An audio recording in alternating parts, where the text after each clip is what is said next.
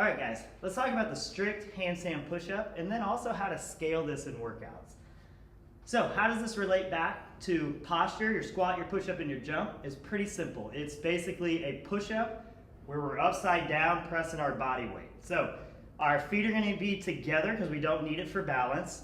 Feet together gives us maximal tightness in the core. Butt tight, belly button drawn in, hold your Kegel, drive your heels together, rib cage is down, and we're extending up. Those shoulders are back, and we're creating that torque in the shoulder.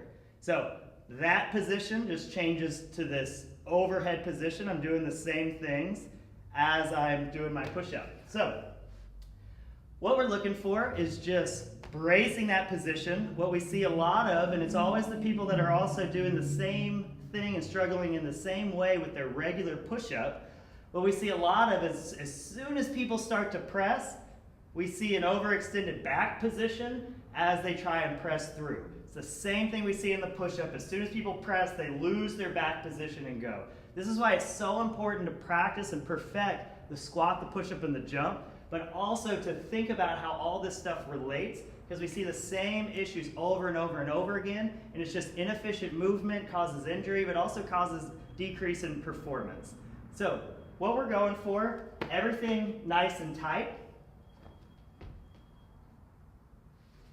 Keeping that rotation through the shoulder as we press, looking for no deviation in the spine. So the strict handstand push-up is a pretty tough movement. It's something we got to work up to. So how do we progress our ways up to it?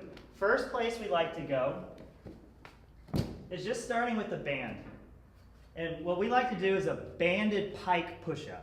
We like this, and we like this to be the first place to go because it can give us this upside down feeling in this pressing your body weight up, but we can also use different variations and different thicknesses of bands to help us out in different ways. So what we're going to do here is just wear this around your waist, and then we're going to put your hands down, and then think of creating a triangle. The top of your head is going to go out in front, and your two hands is going to combine to make a triangle. So with your butt up in the air, shoulders back, twisting in, head down, you're going to send everything down, go up on your toes, and then press back. The key is as soon as people start doing this, we start seeing them not commit to it and they leave their face up. So we really want to get the top of that head going down and pressing back up. You can see this is probably turning my face red, so you can see that these positions get us upside down, and now we have to make that gymnastics move and we get used to pressing our body weight around things.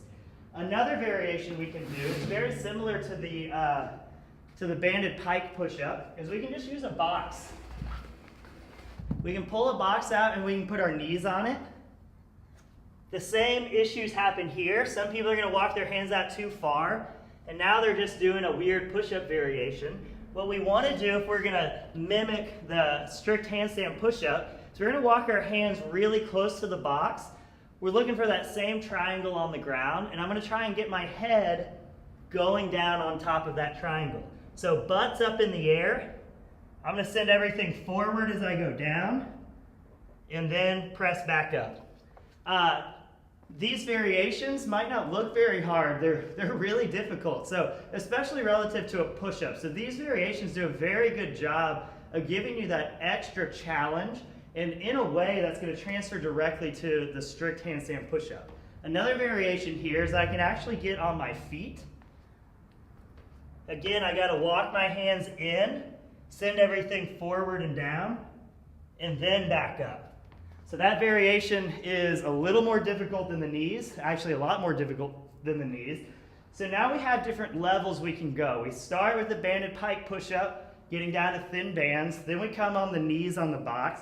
Then we get feet on the box.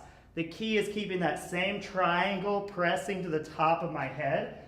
Then from there, and we have a handstand progression video if you want to go watch that, to learn how to kick up against the wall if you're not quite there yet. But once we have developed the strength and we've developed the skill of holding a handstand upside down and kicking up against the wall, our next level is we can get little mats.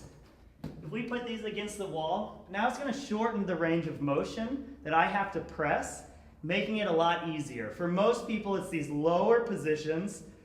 These are the strength-wise harder positions to press from, and up at the end ranges, up at the top, that's where we're our strongest. So this is going to allow us to stay in the range where we're the strongest, and then slowly over time we can lower these, lower these, lower these until we're at the ground. So what this looks like is kicking up, pressing back up. Keeps the same range of motion. So then I might kick it down to one ab mat, I might kick it down to no mats, and then that's the progression. So long story short, looks just like a push-up, doing the same things we do, keeping everything locked down. The same issues we see people have in the push-up. If your elbows flare out, if we overextend, if we crank our neck in weird ways, we're gonna see those exact same problems here. So perfect the push-up, transfer it over to this, and as you work on these things together, everything links back together. Play around and enjoy.